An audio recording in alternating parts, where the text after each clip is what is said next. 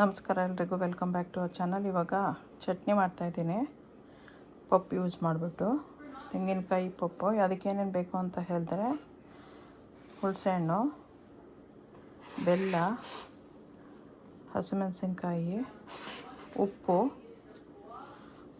ತೆಂಗಿನಕಾಯಿ, ಕರಿಬೇವು ಸೊಪ್ಪು, ಒಂದು ಸ್ವಲ್ಪ ಕೊತ್ತಂಬರಿ ಸೊಪ್ಪು, ಸ್ವಲ್ಪ ಜಿಂಜರು, ತೋರಿಸ್ತೀನಿ ಎಷ್ಟು ಹಾಕೋದು ಅಂತ, ಸ್ವಲ್ಪ ಇಂಗು. ಫಸ್ಟು ಈ ಕಡಲೆ ಪಪ್ಪನ್ನ ಪೌಡರ್ ಥರ ಮಾಡ್ಕೊಬಿಡೋಣ. ಆಮೇಲೆ ಬೇರೆ ಎಲ್ಲದನ್ನು ಹಾಕಬೇಕು, ತೋರಿಸ್ತೀನಿ. ಫಸ್ಟ್ ಇದನ್ನು ಸ್ವಲ್ಪ ಪೌಡರ್ ಥರ ಮಾಡ್ಕೊಂಬಿಟ್ರೆ ಚೆನ್ನಾಗಿರುತ್ತೆ.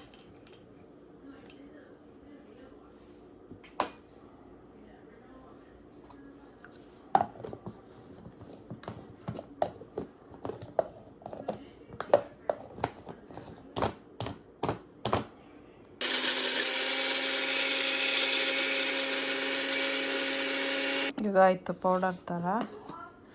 ಇದಕ್ಕೇನು ಹಾಕಬೇಕು ಅಂದರೆ, ಇವಾಗ ಮೆಣಸಿನ್ಕಾಯಿ, ಬೆಲ್ಲ ಒಂದು ಸ್ವಲ್ಪ,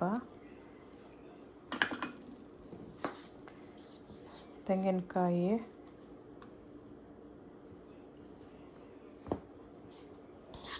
ಕೊತ್ತಂಬರಿ, ಕರಿಬೇವು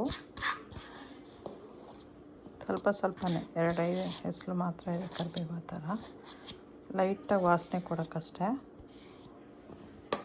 ಆಮೇಲೆ ಒಂದು ಸ್ವಲ್ಪ ಇಂಗು, 2 ಸತಿ ಈ ಥರ ಅಂದರೆ ಸಾಕು, ಅಷ್ಟೇ. ಇಂಗು, ಜಿಂಜರ್ ಪೇಸ್ಟು ಇಷ್ಟೇ ಸಾಕು, ಉಪ್ಪು ಬೇಕಾದ್ರೆ ಮತ್ತೆ ನೋಡ್ಕೊಬೋದು, ಇವಾಗ ಇಷ್ಟು ಸಾಕು. ಈಗ ಇದನ್ನು ಸ್ವಲ್ಪ ಆವಾಗಲೇ ಹಾಕಿಟ್ಟಿದ್ದೆ ಹುಣಸೆಹಣ್ಣ ಉಜ್ಜಬೇಕು. ಬರೀ ನೀರು ಹಾಕಿದ್ರೆ ಸಾಕು, ಇದೆಲ್ಲ ಹಾಕೋದು ಬೇಡ, ತೆಗೆದುಬಿಡೋಣ. ಈ ಥರ ತೆಗಿಬೇಕು.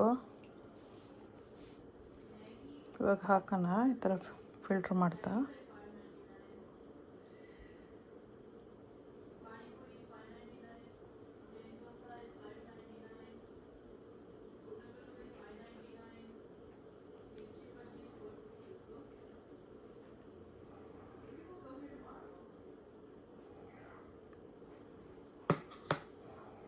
ಇವಾಗ ಗ್ರೈಂಡಿಗೆ ಹಾಕೋಣ, ಮುಚ್ಚಳ ಹಾಕ್ಬಿಟ್ಟು.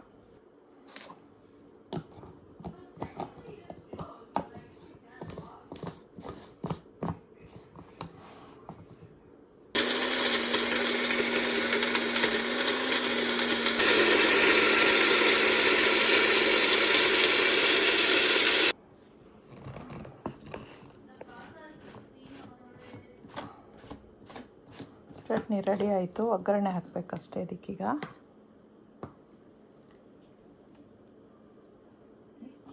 ಇದಕ್ಕೆ ಇನ್ನೊಂದು ಚೂರು ನೀರು ಹಾಕಿ ಇದಕ್ಕೆ ಹಾಕ್ಬೋದು.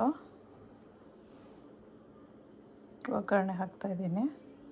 ಮಿಕ್ಸ್ ಮಾಡಿದ್ರೆ ಆಯ್ತು. ಈಗ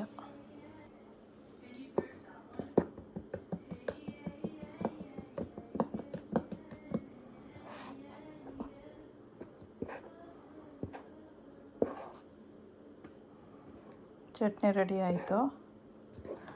ದೋಸೆ ಜೊತೆಲೋ, ಚಪಾತಿ ಜೊತೆಲೋ, ಪೂರಿ ಜೊತೆಲೋ, ಬೋಂಡಾ ಬಜ್ಜಿ ಜೊತೆಲಿ, ಯಾವುದ್ರ ಜೊತೆಲಾದ್ರೂ ತಿನ್ಬೋದು. ತುಂಬ ಚೆನ್ನಾಗಿರುತ್ತೆ. ಹೋಟೆಲಲ್ಲಿ ಇಡ್ಲಿ ಆ ಥರದಕ್ಕೆಲ್ಲ ಕೊಡ್ತಾರಲ್ವ, ಆ ಥರನೇ ಇರುತ್ತೆ ಟೇಸ್ಟು. ಉಪ್ಪು ಒಂದು ಸತಿ ಚೆಕ್ ಮಾಡ್ಕೊಬಿಡ್ಬೇಕಷ್ಟೆ. ಎಂಜಾಯ್.